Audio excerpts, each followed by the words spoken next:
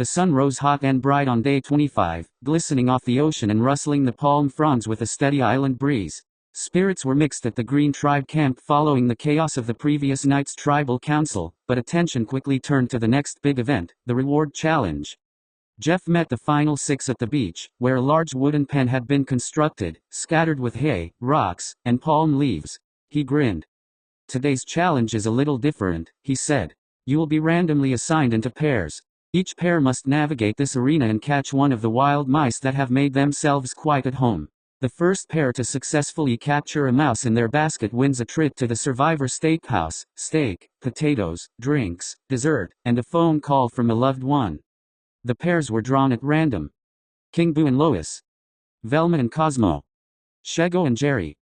The challenge was chaotic from the start. Cosmo screamed every time a mouse scurried near, climbing Velma like a tree. She tried to stay composed but was clearly losing patience. Jerry was calm and methodical, while Shego took a more aggressive approach, lunging, growling, and even swiping at the mice like a jungle cat. Their duo struggled to work together, with Shego taking jabs at Jerry because he voted for her last night. But it was King Boo and Lois who managed to corner a tiny gray mouse and scoop it into their basket with surprising precision, communication, and teamwork. King Boo and Lois win reward. Lois and Boo arrived at the open-air restaurant, greeted by the sizzle of meat and a long table set just for them.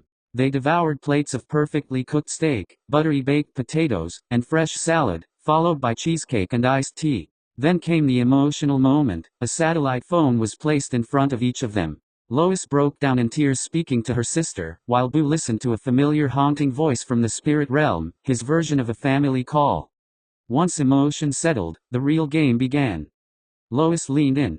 "So, what's the plan from here? You, me, Velma, and Shego just take out the other 2 and what happens at 4?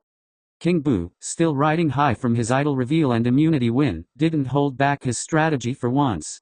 "Velma and Shego both think they're running this game. But they're both so paranoid. We could consider taking one of them out next. We can take control if we time it right. And after this vote, we just need a group of 3. Cosmo's a potential swing. Jerry could go either way. Velma is clearly loyal, but a massive threat to win." Lois nodded, intrigued. She wasn't expecting King Boo to be so sharp with his observations. The idea of taking out one of her closest allies in Shego or Velma was not something she planned on doing, but she couldn't shut King Boo down entirely. "Yeah, that makes sense, Boo. I think we should probably try and hold our numbers for a little longer. If we take out someone unpredictable, it's easier to keep control. It's gotta be Jerry or Cosmo. Then we can take a strike at a power player." They clinked their dessert spoons like wine glasses and grinned as they sipped on lemonade spiked with vodka. An alliance was beginning to crystallize, and King Boo was starting to play hard. As the duo left back for the island, Lois' gears were turning. Boo made a good point. Shego and Velma were both threats. Shego in challenges, and Velma to win. But she had pledged loyalty to both. Maybe this was her time to start playing aggressively again and come out from under the radar where she had been lying low since the merge. Boo himself was deep in thought, mentally running through the information Lois had given him. If Lois wasn't willing to turn on Velma or Shego, that could spell problems for him in a vote or 2. Meanwhile, Velma, Cosmo, Jerry, and Shego stayed behind at camp, stewing in the heat and talking strategy as they rehydrated with coconuts and watched for returning mice, none of whom dared show themselves after the morning chaos.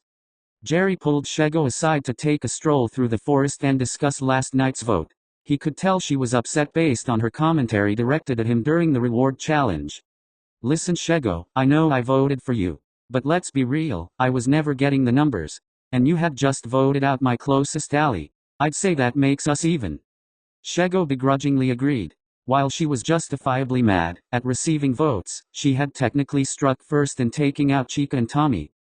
"Fine, Jerry. It's in the past. What do you want now?" Jerry cautiously smiled and began to explain to Shego his thoughts. "So, I'm just thinking. And cut me off if this gets to a point you won't consider it. I'm just thinking we can both stay safe if we don't target each other. I'll vote however you want. I mean, think about it. Him is going to try to poison the jury against you, so you need to be in the end with people you can beat." Something clicked for Shego. "And you think I beat you in Final 3? Interesting." Jerry smiled brighter, thrilled Shego was understanding where he's going. I just think based off of what we know, you beat me or Cosmo in the end. I don't know about King Boo. But there's no way you beat either of the other girls. Especially Velma. She's too good, and clearly well liked. I'm not saying we vote for her, I'm just saying there's a route for you that doesn't involve being a zero-vote finalist against Lois and Velma. Shego's face was like stone. She was clearly thinking, but wasn't inclined to commit to such a bug move right now. Okay. I hear you. I think from your perspective that makes sense. We'll talk after the challenge tomorrow. Meanwhile, Velma and Cosmo talked Oceanside. We need to stick together, buddy. Why'd you vote Shego last night? Cosmo twiddled a stick in his hands, feeling almost like he was being interrogated. I just wanted the fighting to end, so I voted Shego. If somebody told me to vote him, I would have done that too. But no one told me to. So oh well. At least it's quiet around here. Velma apologized for not looping him in, explaining they had a lot to deal with yesterday. She assured Cosmo he would be in the loop on this vote.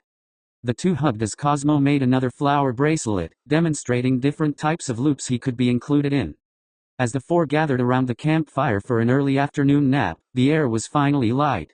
Although strategy was in full swing, the group mutually celebrated him being gone. Cheers to the drama sister stopping, Velma victoriously declared as the four clinked their coconuts together. The afternoon passed with light chores, a half-finished attempt at weaving a new roof section, and increasing anticipation of what was to come. By the time King Boo and Lois returned, smelling faintly of chocolate and meat, the camp felt smaller, tighter, more claustrophobic. Everyone smiled and asked about the food, but all eyes were scanning for cracks in the other stories. Day 25 was nearly over, but the alliances it shaped would echo into the endgame. The rest of the tribe sat scattered around the fire pit, pretending not to be waiting for them, but all heads turned when King Boo and Lois arrived. Well, Lois announced dramatically, holding up a small cloth wrap bundle, we brought you a souvenir. King Boo floated forward with a theatrical flourish, unwrapping the bundle to reveal a slender glass bottle filled with clear liquid. The tribe collectively gasped. No, you didn't, Shego said, eyes wide. We did, Boo grinned, eyes gleaming. Leftover vodka. From the Survivor Steakhouse. And we're not selfish, let's make a night of it. An excited chaos erupted across the camp. The game was all but crumpled up and thrown into the fire as players cleared up a spot near the shelter for an impromptu dance floor. The party was on. Cosmo immediately tried to drink from the bottle like it was a coconut, prompting Velma to rip it out of his hands. Not so fast. We need cups. Or shells. Something. Jerry emerged from the shelter seconds later holding some altered coconuts, already fashioned into makeshift cups. Been waiting for this moment my whole life. I've been working on these bad boys since day 5. What better chance to use them? He said happily.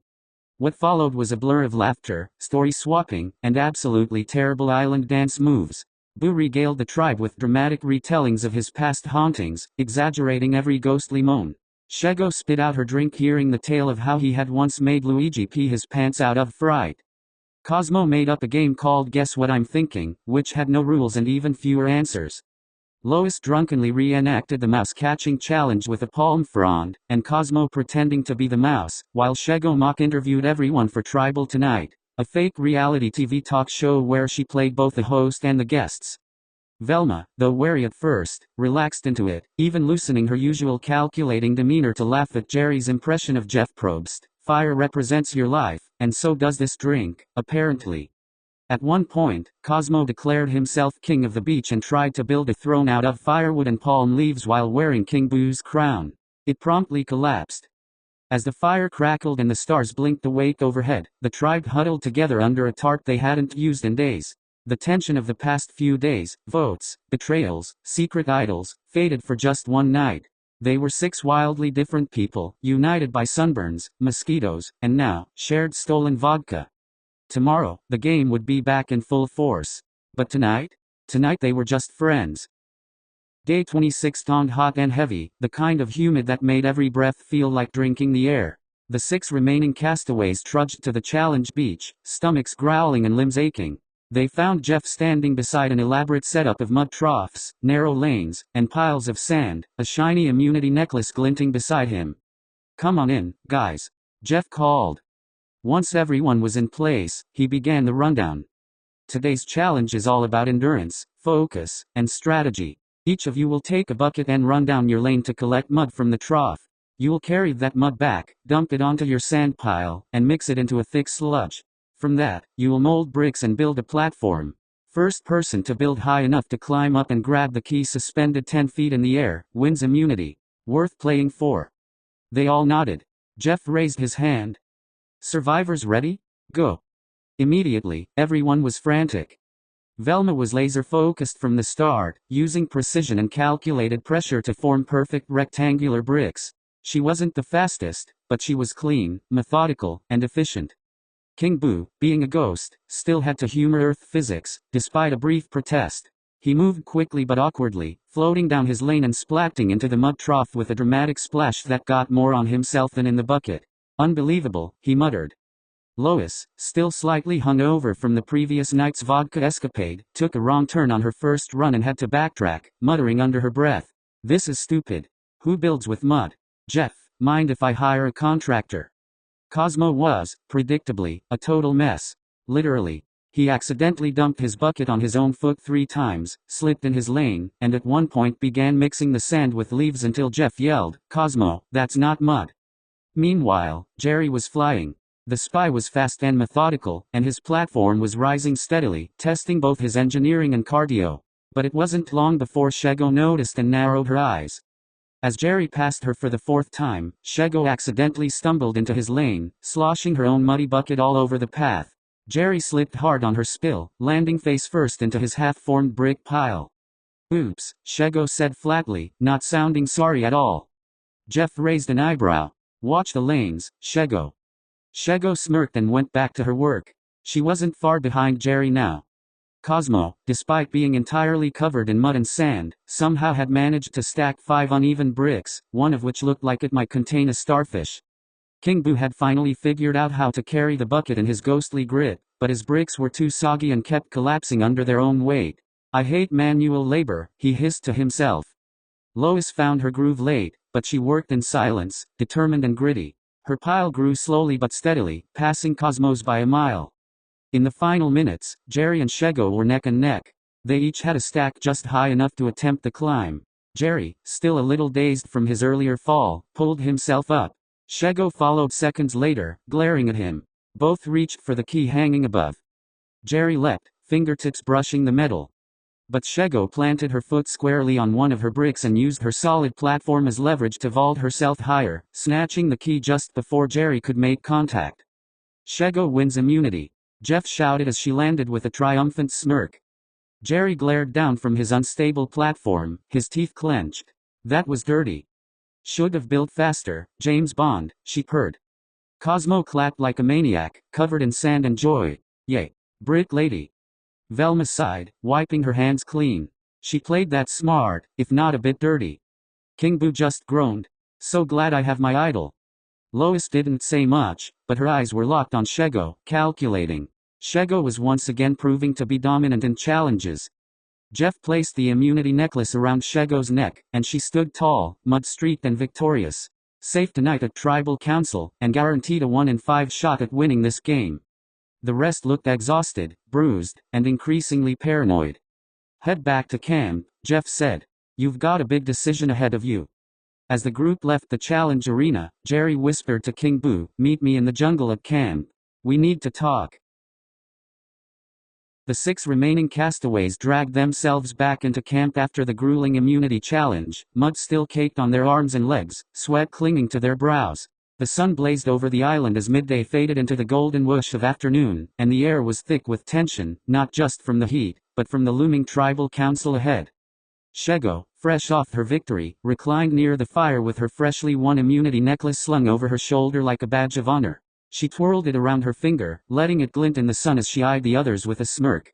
She was safe, and everyone knew it. Lois and Velma immediately joined her to discuss strategy. Shego called over to Boo, asking him to join, but Boo excuses himself to the jungle saying he needed to cool off. I'll catch up with you later, Shego. The 3 women discussed the vote for tonight. Shego started the conversation. So, we're looking pretty good tonight. 4 against 2. So which of them do we take out? Velma wiped mud off of her glasses with her sweater while processing, and then replied.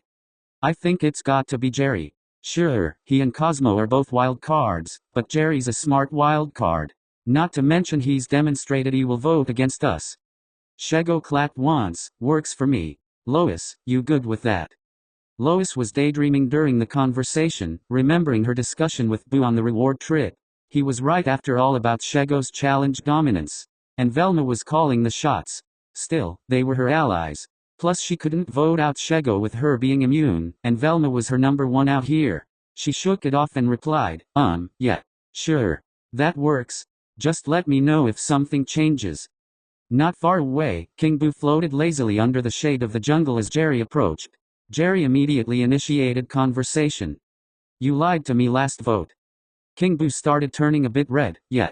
Sorry. I thought it would be better to keep the plan under wraps. If it's any consolation, I'm definitely ready to flip now. But I understand your trust in me is broken. Please forgive me, Jerry. King Boo tried to look and sound extra pitiful. Jerry gave him the benefit of the doubt, just because he had no other option. Look Boo. We've all lied. We've all targeted people. Let's just move forward. Maybe our interests align.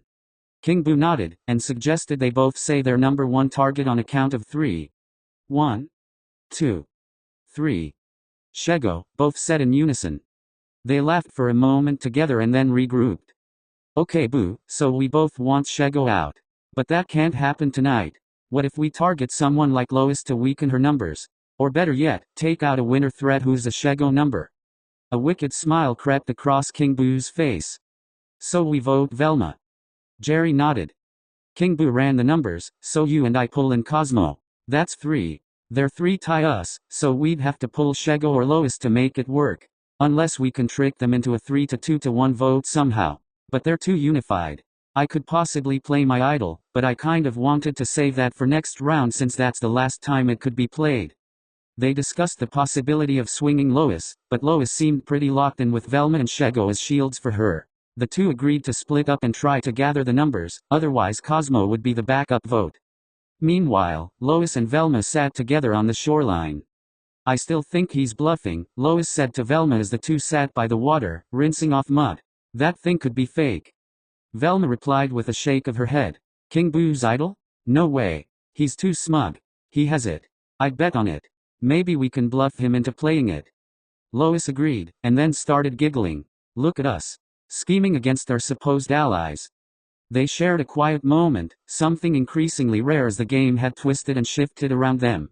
Despite tension and shifting alliances, Velma and Lois had begun to solidify a genuine friendship, one rooted in mutual respect and a shared wariness of Shego's growing dominance. Their strategy now revolved around cutting Shego down a notch, just not tonight. Meanwhile, King Boo and Cosmo were deep in their own discussion, which looked more like Cosmo building a sandcastle while Boo leaned in, visibly irritated. He whispered, clearly frustrated, Cosmo, focus. We need a solid plan. I have an idol. We can't touch Shego. That leaves Velma, Jerry, or Lois. Cosmo giggled as he tossed more sand onto his pile. I like Lois. She makes me laugh. Boo smacked his forehead. I don't care who makes you laugh. I care who makes it to Final 5. Cosmo tilted his head. What if you play the idol on someone else? Like, reverse Uno card. Boo shook his head. No, that's not happening, floaty friend. Suddenly a wicked thought came to King Boo's mind. So Cosmo.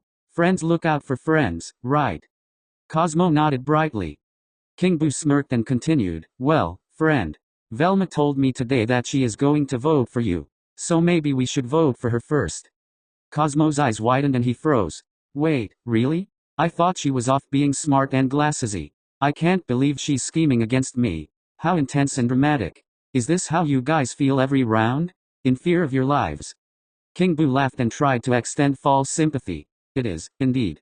And the only way to stop it is to take out Velma. I want to save you, Cosmo. Me, you, and Jerry just have to vote for Velma. Cosmo cheered excitedly. Yay. A boys' club. Can we get matching shirts? Meanwhile Jerry and Shego conspired near the fire. Jerry started pitching his plan to an indifferent Shego, who was unenthused he had voted for her at the last tribal. Okay Shego. I know you don't like me. But right now we don't have time for couples therapy. We both have a problem with King Boo's idol in play. Can we at least agree to bluff him into playing it? Shego didn't want to converse with Jerry, but he made a good point. Fine. We scare Boo into playing his thing. Sold. Jerry pinched the bridge of his nose, but the gears turned. See. We can cooperate nicely. We aren't an entirely useless duo after all. If Boo feels threatened, he might play it, and we just target elsewhere. Perhaps somewhere more threatening. Shego turned to look at Jerry for the first time. What are you suggesting, old man? Jerry inhaled and quickly answered, I'm suggesting Velma goes. If she's gone she doesn't take up a seat at Final Tribal, plus Lois is forced to work more closely with you. It's a win for everyone, except Velma of course. Shego didn't answer. She turned away and got up to go rinse off in the ocean. Jerry was left alone and unsure. As Shego paced, she was torn. She talked to herself quietly. If Velma goes, I have Lois. Jerry and Cosmo are together. That makes the ghost a swing potentially. But if he wastes an idol tonight, we just take him out at 5. I'd have to win the rest of the challenges. And I'd have to defend flipping on another alley at Final Tribal. I need a latte. A few yards away near camp, King Boo was contemplating if he should use his idol tonight or at the Final 5 Tribal. He watched the whispers, and started getting anxious. While usually a go-to for players to dump information, conversations were happening around him today. Suspicious conversations at that. He found Shego still lounging on the beach and struck up a casual conversation. You know, it'd be poetic if we ran this whole thing down to the end. Shego raised an eyebrow. You want a ghost and a supervillain in Final 3? We'd be the most hated pair on the jury. Boo's grin widened. Exactly. They'd have to choose between us. That's what makes it brilliant.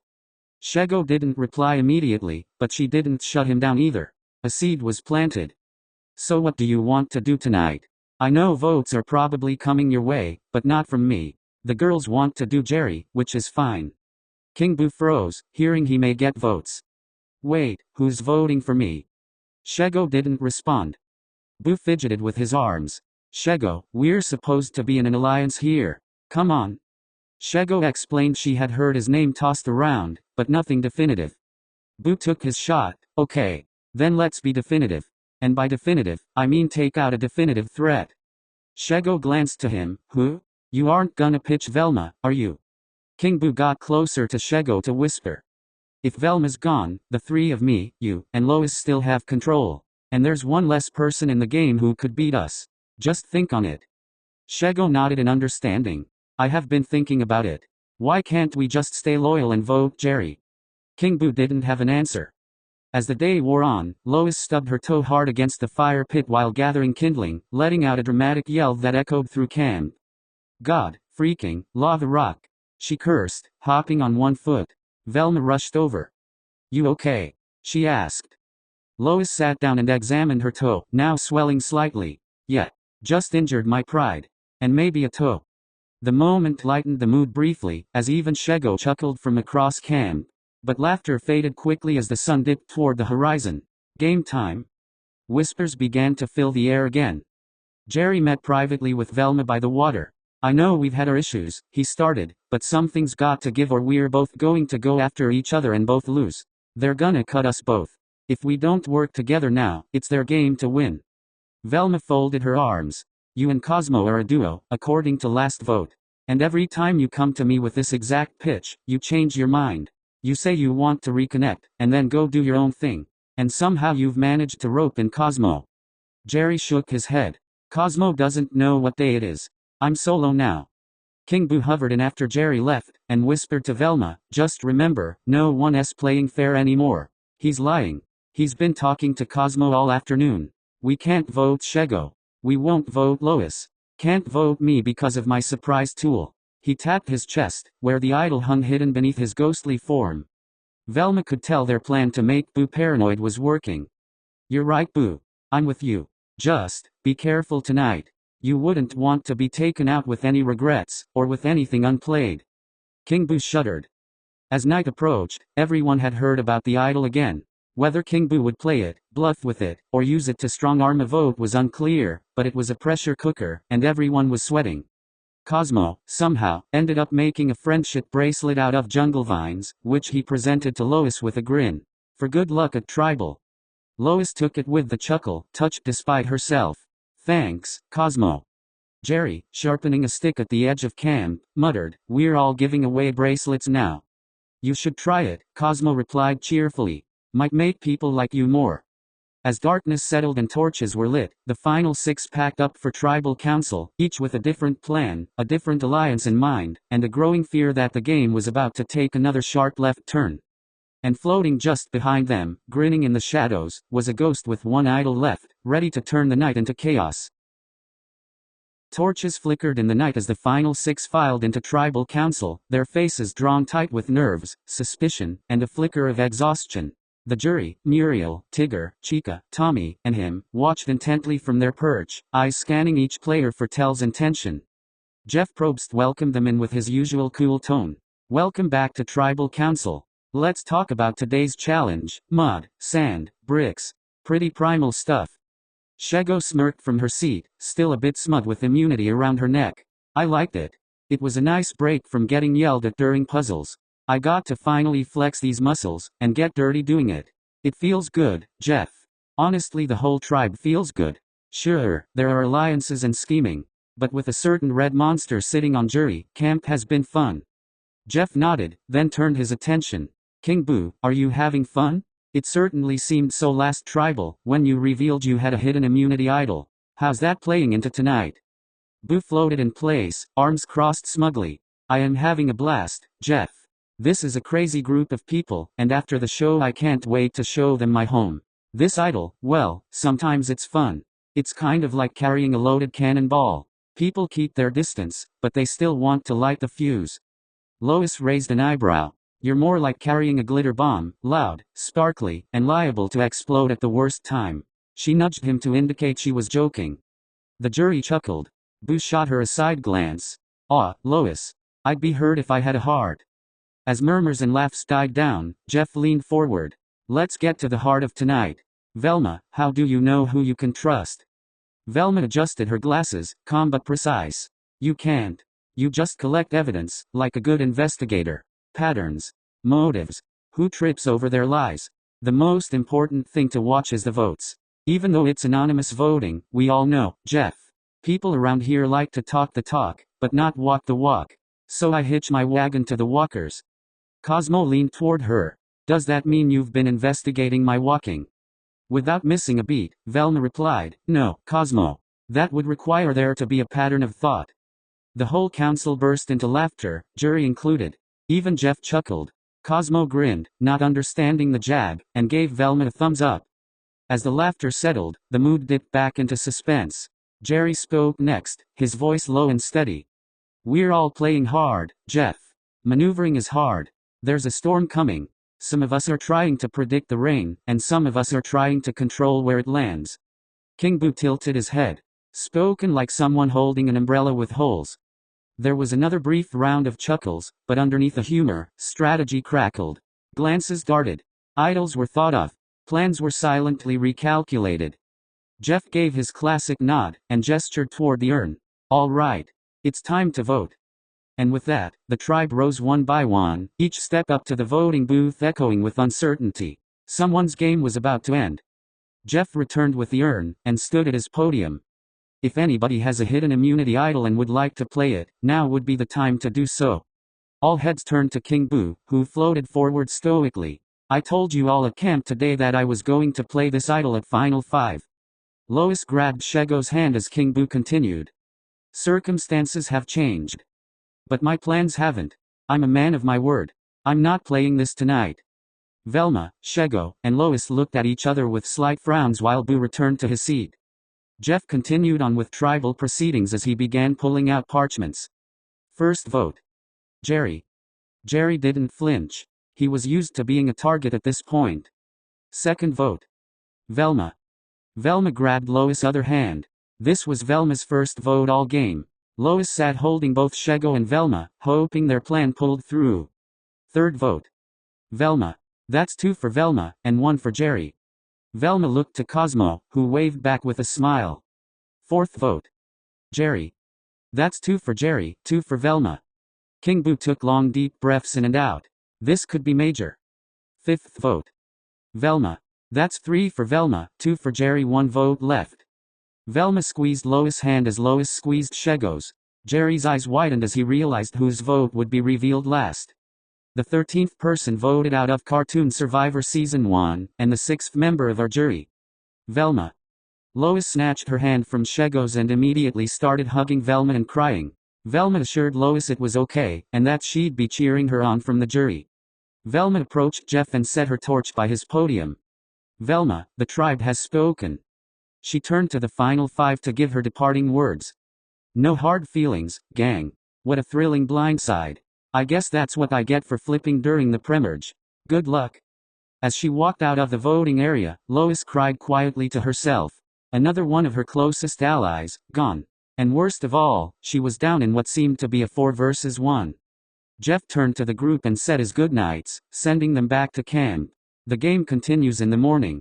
Get some rest. The mood was strange as the final 5 returned to camp after tribal council, the torchlight flickering in the darkness as the group silently made their way down the path. Velma's absence was immediately felt, her sharp observations, her dry wit, the way she had always seemed 5 moves ahead. Now, it was just Shego, King Boo, Jerry, Lois, and Cosmo. Shego led the way back to the fire, her expression unreadable, but there was a flicker of smugness at the corner of her mouth. She'd been in the majority for another vote, and her decision had been made. Jerry offered her a quiet fist bump, understanding how hard it must have been for Shego to vote out a friend.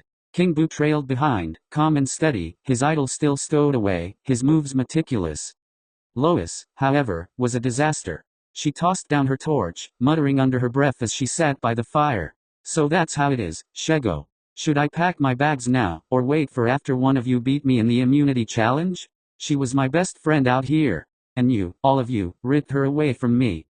Jerry tried to offer Lois an olive branch. It's just the game. You know how it goes. She would have won unanimously, Lois. And it was probably for the best she didn't see it coming. Lois snapped back. I know what a blindside is, Jerry. I'm not dumb. I just don't understand why no one told me. My whole alliance, shattered. This is just like the premerge. And Shego, I thought our friendship was real. That's what I get for believing I could actually trust someone out here.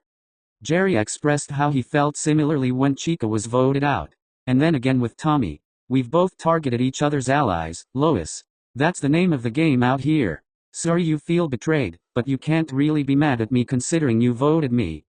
Jerry was right. And Lois knew it. They had no chance of working together. She had replaced him on the bottom, and needed to find the determination to work her way back up. Tension hung over camp as embers crackled. But amidst the frustration, the game never stopped.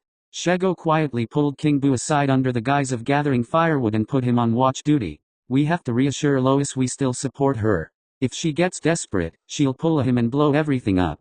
We need to watch her, and Jerry too. He's a wild card.